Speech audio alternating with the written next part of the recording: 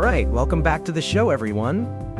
Today, we're tackling a topic that I think resonates with just about every single one of us, especially around, say, 2 p.m. on a Tuesday. And that is, should there be a national nap time? Angelina, my co-host, what's your gut reaction to that? Oh, Matt, my gut reaction is a resounding yes, please! Honestly, I feel like I've been campaigning for this my entire life.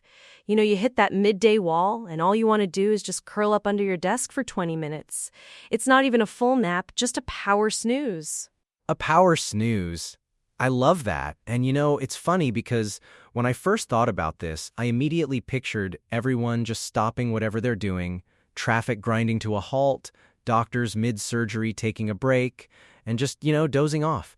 It's a wild image, but then I started thinking about the benefits. Right? Imagine how much more productive we'd all be. I mean, I can't tell you how many times I've tried to push through that afternoon slump just staring at my screen and accomplishing absolutely nothing. My brain just turns to mush. If I could just close my eyes for a little bit, even 15 minutes, I feel like I'd come back refreshed, sharper, ready to tackle anything. Totally. It's like trying to run a marathon on fumes. You can push through, but you're not going to be performing at your best. And studies back this up, right? Short naps like 20-30 minutes can seriously improve alertness, performance, and even mood. We're talking better decision-making, fewer errors, and just generally being less grumpy. Oh, definitely less grumpy. And think about the health implications, too. Chronic sleep deprivation is a huge problem in modern society, and it contributes to so many health issues, from heart disease to obesity to mental health struggles.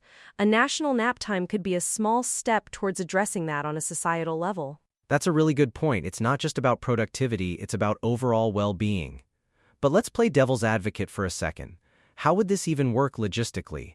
I mean, who decides when nap time is? Is it like a school bell ringing and suddenly everyone just stops? Okay, so we're not talking about a sudden, synchronized national snooze where everyone collapses simultaneously. That would be chaotic. Hilarious, but chaotic. I envision it more like a mandated quiet period or a designated recharge break within the workday. Businesses would need to adapt, obviously. So like from 1 p.m. to 1:30 p.m., all non-essential services just pause?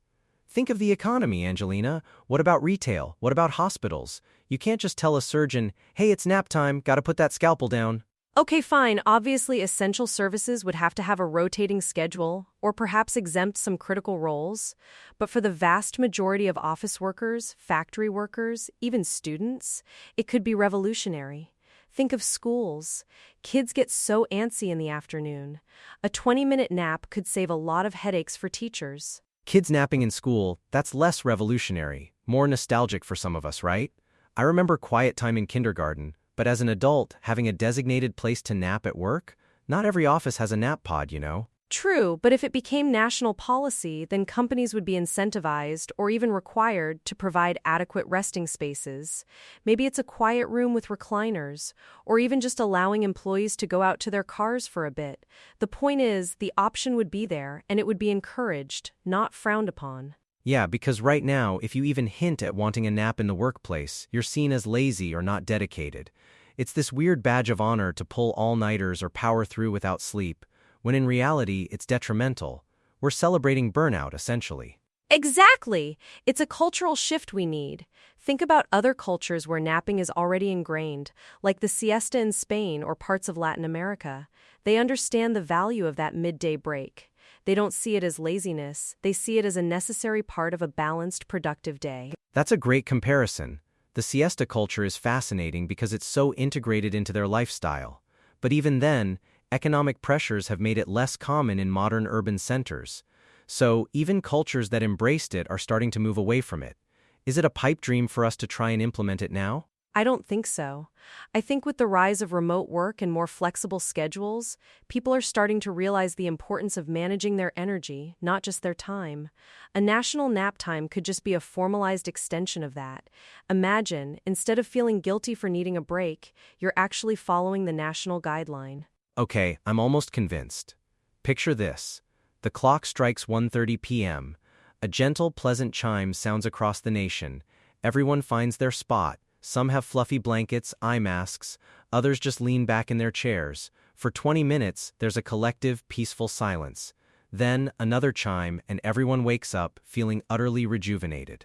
And the afternoon reports are written with newfound clarity. Customer service calls are handled with boundless patience. There's less road rage because people aren't driving while half asleep. It's a utopia, Matt, a beautiful, sleepy utopia. I mean, the thought of improved road safety alone is almost enough to win me over. No more nodding off at red lights, no more aggressive drivers fueled by caffeine and exhaustion. We'd all be so much more chill. Exactly! And let's not forget the mental health aspect. Just having that enforced break, that permission to step away and fully disengage, even for a short time, could be incredibly beneficial for stress reduction. It's like a mini meditation built into your day. So how do we make this happen? Do we start a petition? Do we need a nap czar? I'm picturing congressional hearings, expert testimony on the optimal nap duration. It's a serious business, this napping. We start here, Matt. We start by talking about it, by getting people to consider it not as a luxury, but as a fundamental human need that has real benefits for society. We need to normalize sleep, and not just the nighttime kind. You know, one of the biggest objections might be the perception of lost time or lost productivity. If we're napping, we're not working. But I think we're arguing that the quality of the work done after a nap would far outweigh any perceived loss of time. Absolutely. It's a short-term investment for a long-term gain. Think about it in terms of a battery. You wouldn't expect your phone to run optimally for 16 hours straight without a recharge, right? Our brains are the same way. We need those little top-ups. A human battery analogy, I like it. So, a national nap time, good for our brains, good for our mood, potentially good for our health, and even good for road safety.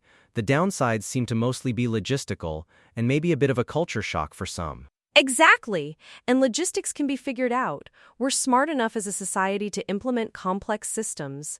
This isn't rocket science. It's just about prioritizing well-being and acknowledging what our bodies and minds truly need. Well, Angelina, you've almost converted me. I'm ready to lobby my local representative for a dedicated nap zone. Before we wrap up, I want to pose this question directly to our audience. Should there be a national nap time? We really want to hear what you think about this. Do you think it's a brilliant idea, a logistical nightmare, or something in between? Yeah, chime in the comments below. Tell us your ideal nap duration, where you'd take your nap, and what you think the biggest challenge would be. Would it change your workday for the better, or would it just complicate things? We're so curious to hear your perspectives. And while you're down there commenting, don't forget to hit that like button if you enjoyed this discussion, and subscribe to our channel so you don't miss any of our future episodes. We love having you here with us. It really helps us out, and we appreciate every single one of you. So Matt, I think my final answer is a resounding yes to national nap time. I'm ready for my power snooze. I think I'm right there with you, Angelina. Maybe we should just schedule a nap right after this recording. Thanks for tuning in, everyone, and we'll catch you next time, hopefully after a refreshing nap.